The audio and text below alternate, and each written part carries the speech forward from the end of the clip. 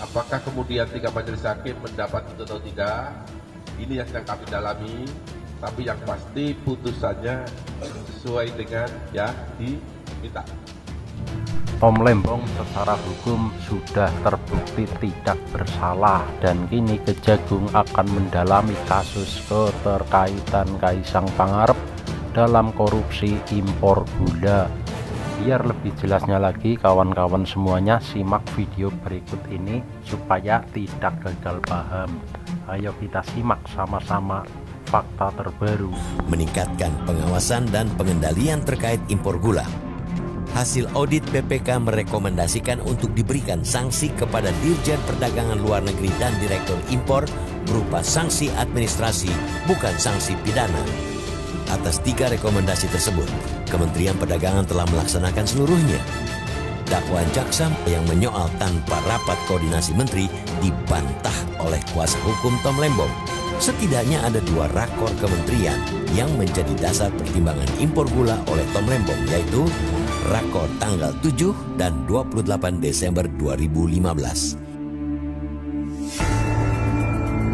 Kuasa hukum menjelaskan, faktanya pada rakor bidang perekonomian pada 7 Desember 2015 menyebutkan ada kekurangan stok gula kristal putih sebanyak 200.000 ton dan diputuskan untuk melakukan impor untuk memenuhi kebutuhan tersebut.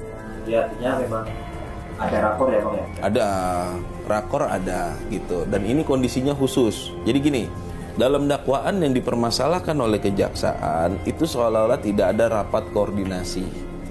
Ya kan? Karena dalam Permen 117 pasal 5 atau 6-nya itu kan dia menyatakan bahwasanya kalau mau impor butuh rekomendasi dari Kementerian Pertanian. Ya kan, butuh juga rapat koordinasi gitu kan. Nah, rekomendasi dari Kementerian Pertanian harus dicatat dalam rangka rekomendasi dari Kementerian Perindustrian itu dalam rangka industri. Seperti yang saya sampaikan di awal, kita ada kondisi krisis gula saat itu baik secara harga dan stok. Itu untuk mengatasi kondisi itu bukan kondisi yang lagi reguler atau lagi normal-normal aja, ada kondisi khusus. Makanya kalau untuk pemenuhan terhadap industri butuh rekomendasi dari Kementerian Perindustrian. Lah kalau untuk kondisi khusus ini yang diperlukan adalah operasi pasar. Bagaimana agar operasi pasar ini bisa berjalan dengan maksimal dan harga gula bisa turun agar masyarakat tidak dirugikan. Nah makanya diambillah kebijakan. Dan kebijakan itu makanya persetujuan impornya langsung ditandatangani oleh Pak Tom Lembong gitu. Karena ada kondisi khusus tadi itu. Dalam rakor pada 28 Desember 2015 juga kembali dibahas stok gula nasional tahun 2016.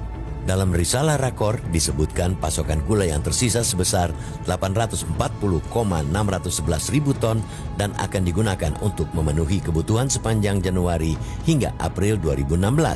Sehingga diperkirakan terdapat kekurangan pasokan sebesar 200 ribu ton dan seperti tahun-tahun sebelumnya, kekurangan tersebut akan dipenuhi dengan impor raw sugar agar pabrik gula dalam negeri bisa memperoleh nilai tambah. Ini berdasarkan rakor 28 Desember 2015 ya. Halaman 4 nih, bab B tentang gula. Saya sampaikan ya. Prognosa ketersediaan dan kebutuhan gula pasir tahun 2016. Ini rakor 2015 untuk membahas persiapan di 2016 ya. 1. Prognosa ketersediaan dan kebutuhan gula pasir. Stok akhir sebesar 840.000 ya ton yang dapat digunakan untuk bulan Januari sampai April 2016 ya. Dalam rentang waktu tersebut tidak ada kegiatan giling tebu ya, artinya dari Januari sampai April 2016 itu nggak ada kegiatan giling tebu.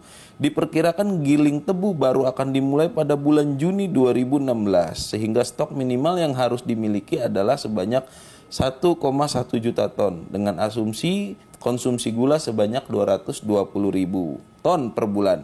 Dengan demikian, perkiraan kekurangannya adalah 200.000 ton. Ini dibahas di rakor ya. Apabila stok yang ada diharuskan mencukupi kebutuhan dalam negeri, maka seperti tahun-tahun sebelumnya, Ini bahasa Rakortas ya. Apabila stok yang ada diharuskan mencukupi kebutuhan dalam negeri, maka seperti tahun-tahun sebelumnya dilakukan impor gula dalam bentuk raw sugar atau gula kristal mentah agar terdapat nilai tambah bagi pabrik-pabrik gula di dalam negeri. Jelas, raw sugar